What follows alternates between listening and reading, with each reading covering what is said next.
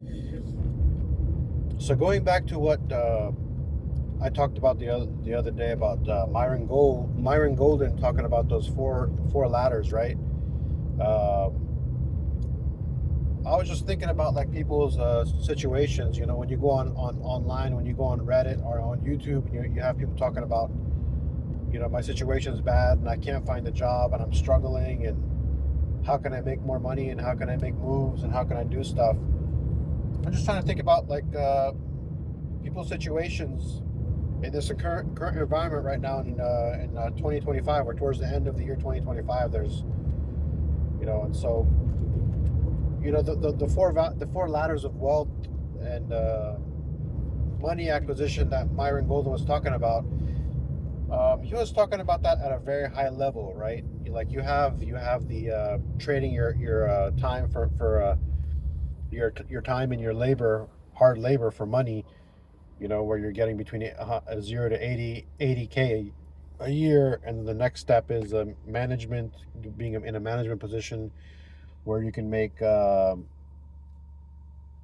to 250K a year. Then the next one is communication, where you can make 1 million to 100 million a year, right? I was just thinking about what most people do, and how they might be able to add that or implement that, how they can tie that in to what they're currently doing in their current situation. Like, we got people working at McDonald's, we got people getting laid off all over the place, losing their jobs, quitting their jobs because they feel like it's not for them. And I'm of the mindset mentality of that I don't think you need to have I don't think you should have the mentality of like, hey, I'm just gonna this is not meant for me and stuff. You gotta be a bag chaser, right? You gotta chase that chase that bag. So don't quit your job until you replace it with something else, right? I mean, come on, man. You guys gotta be more.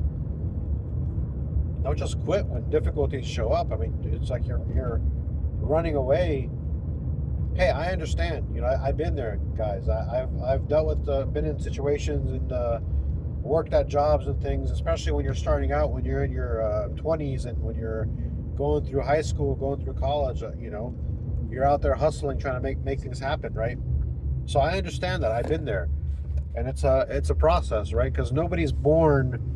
You're not born, and then you're a baby, and you know how to do things, and you bring value into the marketplace, and so people are going to pay you a bunch of money to right off the bat because you have some skills and you can do some stuff that no one else can do. You have to go through the pain of learning and growing and getting better, right? I went through it. Other people got through it. That's why typically you don't start making that money until you hit like your late 20s and 30s.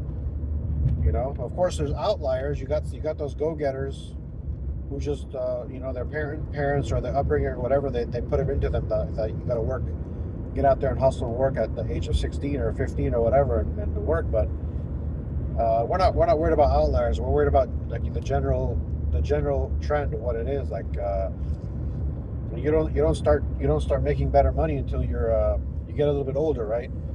But that's not going to happen if you don't go through the pains. You know, working at the McDonald's or working these low paying jobs that I don't want to make fun of. These low paying jobs. Somebody has to do it. You have to start somewhere, but those are not jobs that you're supposed to typically stay at indefinitely, right? So connecting all this to Myron Golden's four ladders, trading your time for money and managing other people and doing all this kind of stuff. Of course, that's also a generality, right? Um,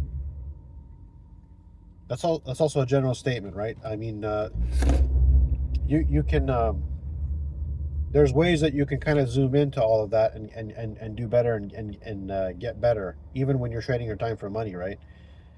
I would argue, because, and I'm speaking from experience, that even if you were to stay at the level where you are trading your time and your labor for money, I do, I do know that you can make some modifications and some tweaks at that level, at that first level of wealth, where you can easily hit multiple six figures. multiple six figures a year. That's 100% doable. Um, but you gotta make some. You can't go. You don't need to go to the next level of managing other people's time, and you don't necessarily need to go and be a public speaker and start communicating. All those things help, of course, but you don't need to do that. You can stay at that level where you're trading your time for money. But there's hacks. Of course, there's hacks at every level. There's little tweaks and hacks. And I know for a fact that at that first level, there are tweaks and hacks you can make to just trade your time for money and still make the six figures. One of the hacks, like, hey Mo, how is that possible? Well, one of the hacks is you're at that level, mind you. Keep in mind, we're talking about you still being at that level where you're trading your time for money, right? There's 24 hours in a day, so that's all you have to work with. You have to work with those 24 hours in that day that's given to you. What can you do in those 24 hours in a day? I mean, like, let's say you're working at I don't know, at a fast food chain or something, and you're flipping burgers, and you're making, I don't know, whatever the rate is. 16, 15, 16, 17, 18, $19 an hour. Let's just, for hypothetical purposes, let's just say you're bringing home $3,000 a month working full time at a restaurant or whatever, right? Well, how can you at least double your income continuing to do something like that? Work the night shift. Pick up another second job. Pick up another second job. Work another second job, and work the night shift. Now, instead of working 8 hours a day, you're working 16 hours a day. You just doubled your income right there. Okay, that's one way to do it. Are you gonna have to work your butt off doing that? 100%, you are gonna have to work your butt off. But that goes in alignment with what value you bring to the marketplace. What do you mean by what value you bring to the marketplace, Mo? Well, I mean, how many other people can I find that can flip burgers? Is that a difficult skill that you know, if you threaten to leave and I'm a business owner, am I going to be worried that you left? Am I going to have difficulty finding other people that can flip burgers and do that kind of stuff? Not really. That's why the rate that you get paid for that is really low. That's why I'm not really going to be worried. If you leave, I could replace you with someone else. That's just in line with the skills that you bring to the marketplace, which ties into the next thing there, right? I just gave you a way to make more money without changing anything. All you're tweaking and fine tuning with what you're working with is instead of sitting at home playing video games, you're just taking those extra 8 hours that you have. You have 24 hours in a day, eight of it during the day, 8 of it at night. 16 hours of your 24 hours goes to doubling your income, working 2 jobs at the same time. Okay? So if you're not cool with that, and you're like, hey Mo, I mean, I don't want to work my butt off, I want to go home and play video games or whatever. Okay, fine. So there's another tweak that you can do, which is you have to bring more value into the marketplace than what you're currently bringing. Anybody can flip burgers, okay? For the most part. So what can you do to not have to work 2 jobs but still double or maybe even triple or quadruple or 5x your income? Well, you have to learn a skill. You have to go out there and learn a skill that is willing to that the marketplace out there, employers, the marketplace, people who are willing to pay for it are going to pay you that much for. If you're making $20 an hour as a McDonald's worker flipping burgers or serving coffee at a coffee place or whatever, right? That's the rate. To triple your rate or make 3 times as much while still only working those 8 hours. What is that? Triple that to 20 times 3, $60 an hour. If you want to make $60 an hour instead of $20 an hour, why don't you do some? You need to. It's not why don't you. You need to do market research and figure out what jobs out there are going to pay me. It's reverse engineering. What kind of jobs out there are going to pay me $60 an hour? Okay. once you learn what those jobs are, you're going to have to spend the remainder of your time while you're still working. You don't quit your job while you're still working systematically. I'm giving you a systematic approach. While you're still working, learn that skill. It's just something that you're going to have to acknowledge, and you're going to have to buckle down and just do it. You have to assess the situation.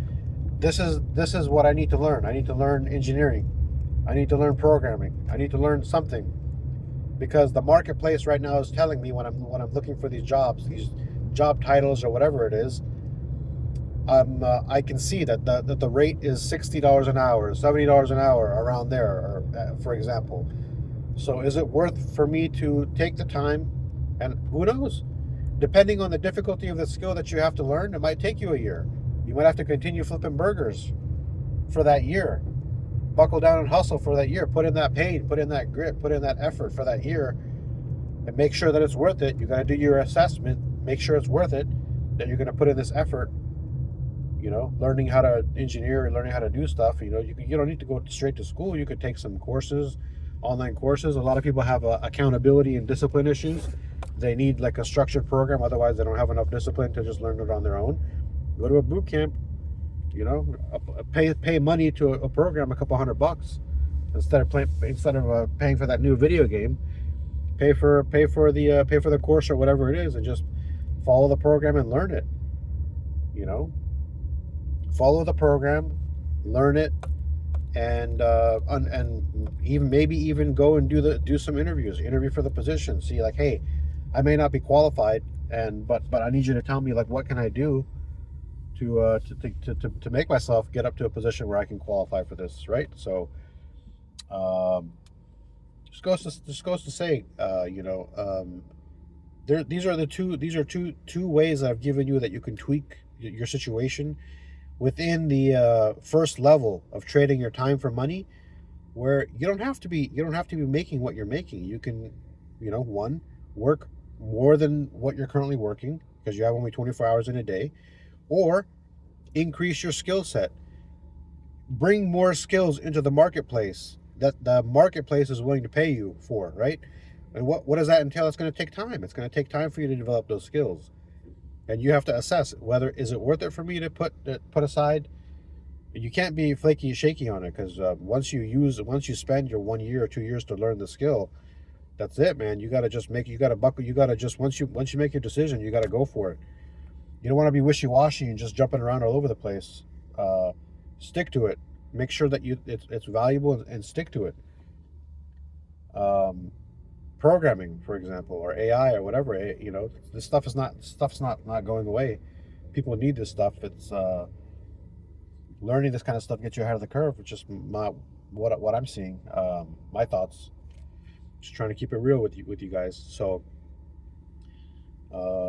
that's kind of going back to Myron Golden's four levels of wealth, and how to ignore the top three, and just focus on the first one, where most people are at, where they're trading their time for money, and how you might be able to tweak your situation a little bit to triple, quadruple, 5x your income without jumping to the next level of managing or communicating. I mean, those are other big levels, like if you're trying to make 7 figures and like go up even higher. But you got to start somewhere, right? So leave comments in the description. Let me know what you guys think, and I'll catch you later.